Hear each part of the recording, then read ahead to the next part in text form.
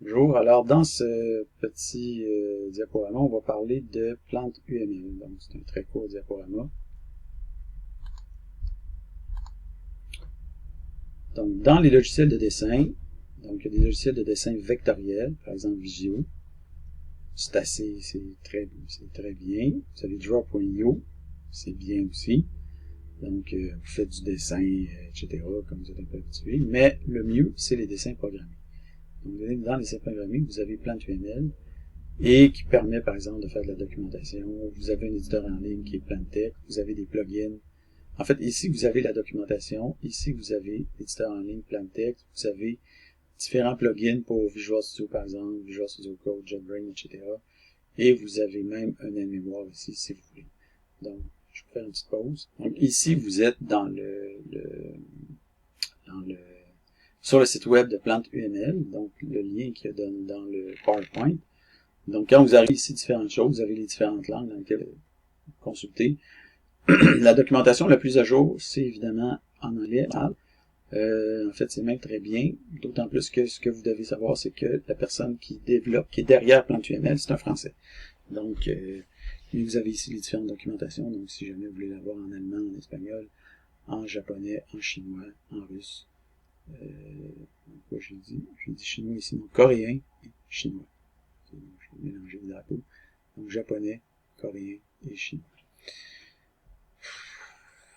Je pense pas que vous allez lire ça. Je dis n'importe quoi. Bon, c'est juste que j'étais étonné de voir tous les drapeaux. Donc ici, en haut, vous avez les différents diagrammes que vous pouvez faire avec PlanteUML. Donc, vous pouvez faire un diagramme de séquence, de code d'utilisation, de classe, d'activité, activité ancien, activité nouveau, composant, état, objet, déploiement, temps, network, wireframe. Il y en a d'autres. Donc, nous, ce qu'on a fait, c'est-à-dire les premiers qu'on va faire, ça va être les diagrammes de cas d'utilisation, donc use case. Donc, si vous tombez là-dessus, vous voyez le diagramme de cas d'utilisation. Vous envoyez tout de suite ici un exemple. Donc, vous avez même la possibilité de faire une édition en ligne si vous voulez. En fait, je vais le faire, je l'ai jamais fait pour le fun.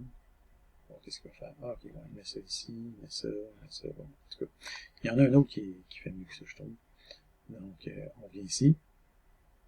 On voit comment définir des acteurs, on voit comment changer le style des acteurs, la forme, comment mettre des lignes de même, comment encapsuler le tout dans des packages.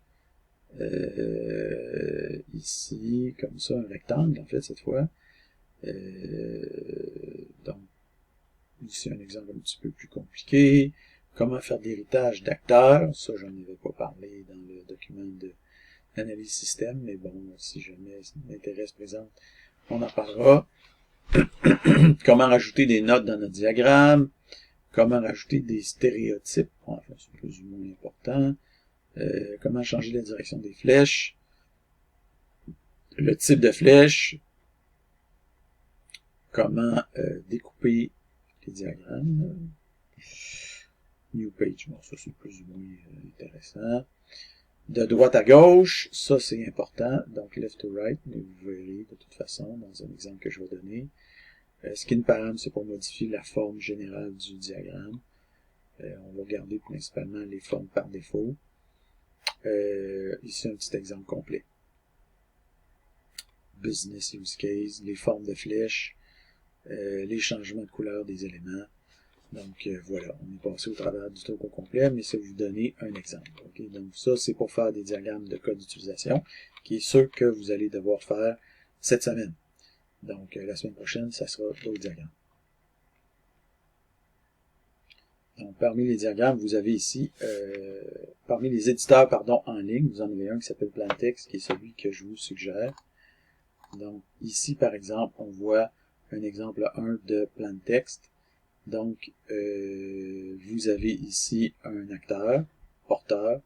Vous avez un rectangle ici qui s'appelle GAB, donc guichet automatique bancaire.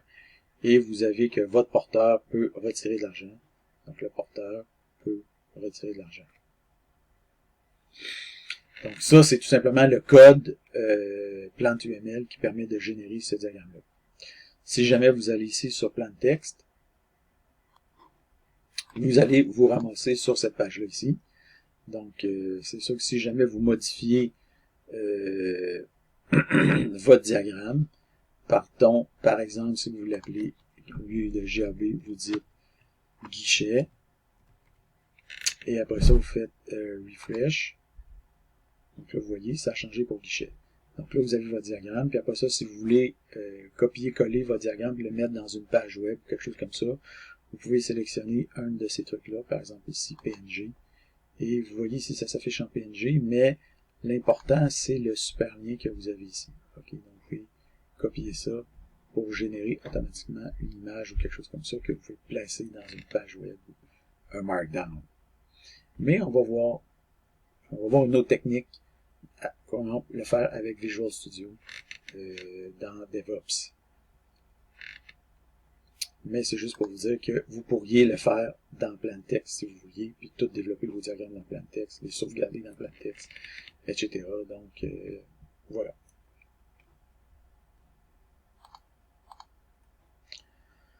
Donc ici, on a un autre exemple, par exemple, pour une agence de voyage. Bon, pardon. Donc, une agence de voyage. Donc, vous avez un agent qui organise un voyage.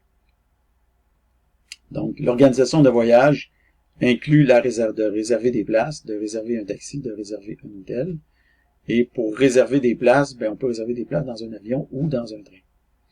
Donc ça, c'est ça. Je n'ai pas vraiment insisté sur ces choses-là dans l'analyse système, mais on voit ici qu'il y a moyen de faire différentes... Enfin, vous voyez un peu le principe.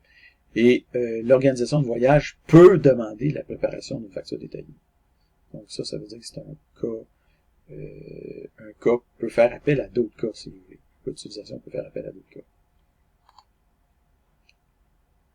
Finalement, vous avez un exemple ici beaucoup plus complet. Donc, vous avez le code ici. Vous voulez vous aller sur plein de texte pour aller copier-coller cette affaire-là. Donc, vous avez un porteur de carte, vous avez un client. Donc, le porteur de carte peut retirer de l'argent. Et avec le système interbancaire, ça inclut le fait de devoir s'identifier. Et ça fait appel à un acteur externe qui est le système d'autorisation globale. Le client peut effectuer des opérations bancaires comme retirer de l'argent, déposer de l'argent, consulter son solde. Et tout ça fait appel au système de la banque comme tel. L'opérateur du guichet peut ajouter des billets ou retirer des dépôts et le réparateur peut entretenir et réparer le guichet automatique.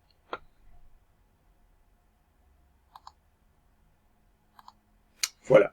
C'était pour vous donner une idée globale de ce que c'est que PlantUML et des diagrammes de code d'utilisation.